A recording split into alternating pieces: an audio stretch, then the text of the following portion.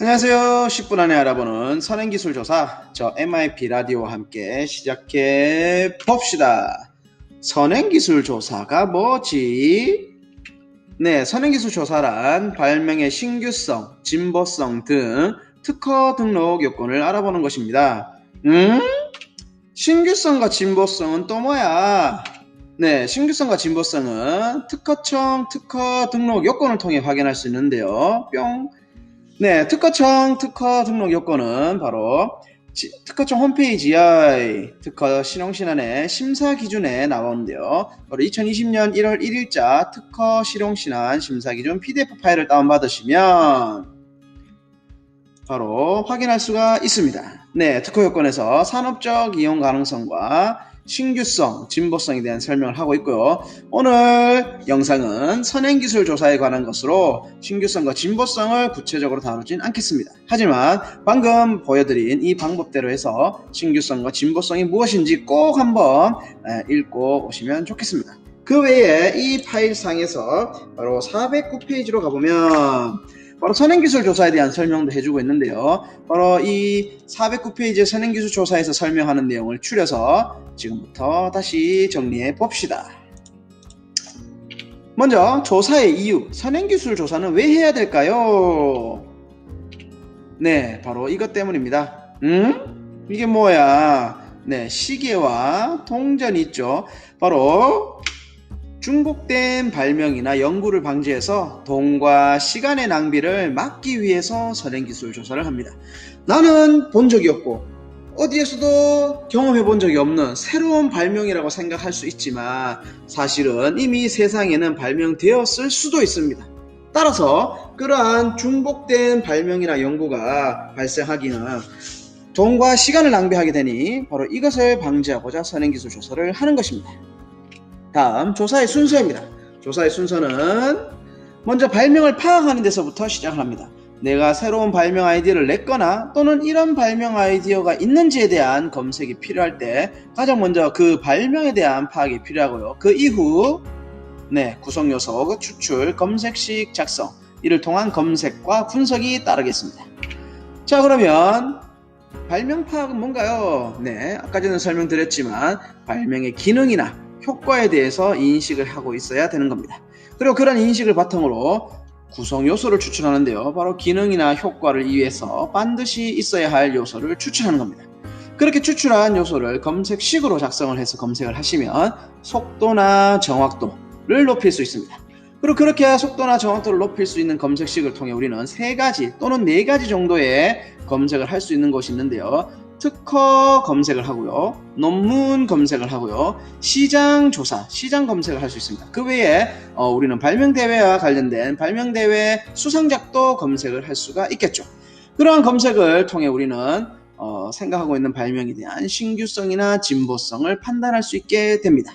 예를 들어 볼게요. 바로 조사의 방법인데요. 필통에 대해서 생각해 보겠습니다. 필통 안에 사진과 같은 여러 가지 학용품들이 들어 있습니다.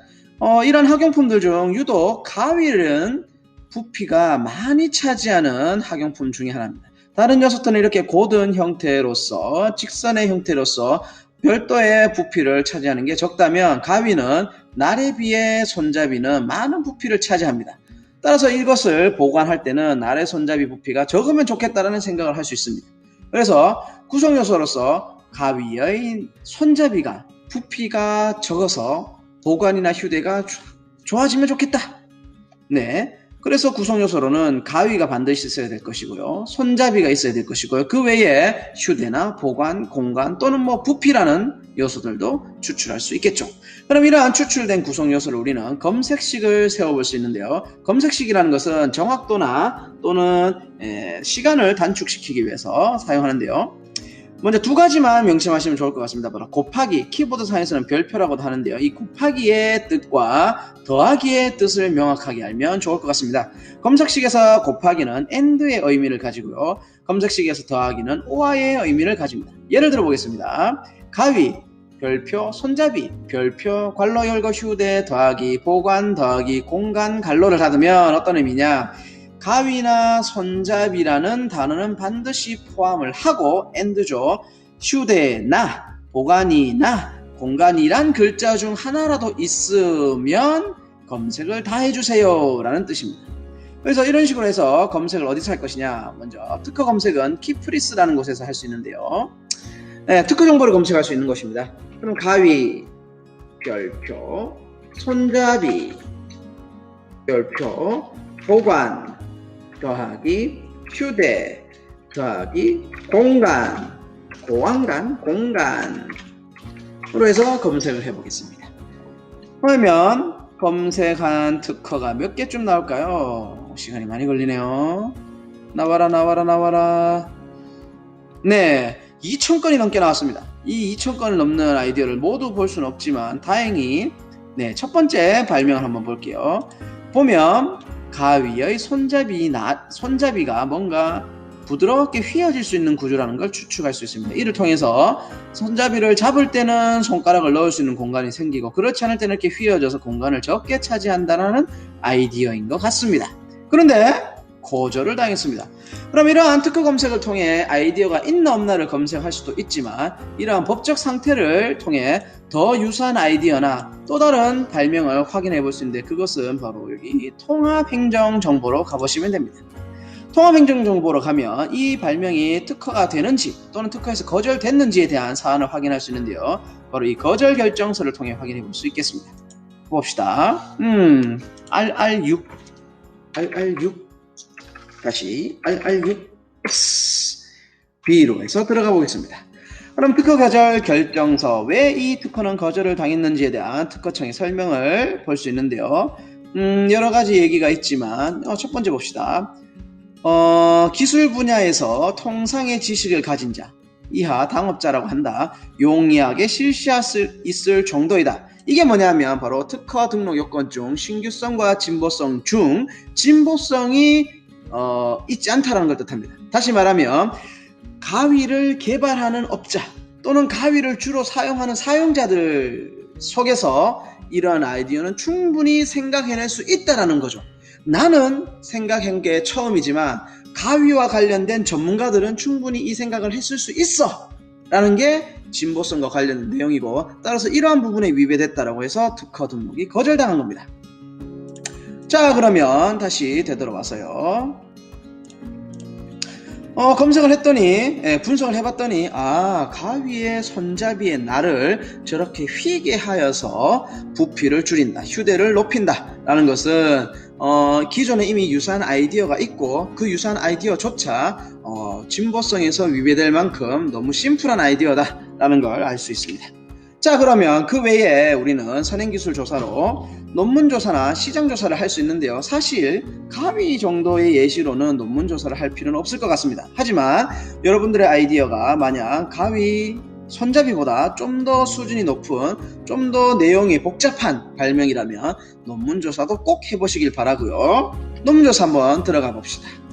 논문 조사는 크게 유료와 무료의 조사가 가능한데요. 우리나라에는 NDSL National Digital Science Library에서 바로 무료로 논문을 검색할 수 있습니다. 그래서 여러분들이 생각하는 발명 아이디어 또는 연구 결과에 대한 특허 등록을 하고 싶다면 꼭 논문, 유사 논문이 있는지도 검색해 보시길 바랍니다. 다음 시장 조사인데요. 가위 같은 경우는 특히 시장에 특이한 가위들, 방금 생각했던 아이디어와 유사한 가위 아이디어가 제품이 있을 수 있습니다. 그래서 검색을 해봤더니 가위 손잡이 휴대 간단하게만 했는데도 이미 보시면 손잡이가 휘어질 수 있으면서 똑딱이가 있어서 풀어서 넣었다 뺐다 할 수 있는 가위, 즉 보관할 때는 부피가 없고 사용할 때는 손가락을 넣을 수 있는 가위 아이디어가 이미 공개가 되어 있네요. 또는 요것도 한번 봅시다. 요거는 똑딱이처럼 뗐다 붙였다 하는 건 아니고 커터 칼일까요? 띠리릭 해서 띠리릭 하면 손잡이가 들어가고 띠리릭 빼면 손잡이가 생기는 가위 아이디어인 것 있습니다. 따라서 아까 전 특허 검색을 해보셔도 알겠지만 유사한 발명이 이미 시중에 팔리고 있다는 것도 확인할 수가 있겠고요. 그래서 선행기술 조사는 꼭 특허 조사뿐만 아니라 논문 조사와 시장 조사를 해보시길 권합니다. 다음 마지막으로 발명 대회와 관련해서는 특이한 검색이 한 군데 더 가능한데요. 바로 수상작 조사입니다. 뿅.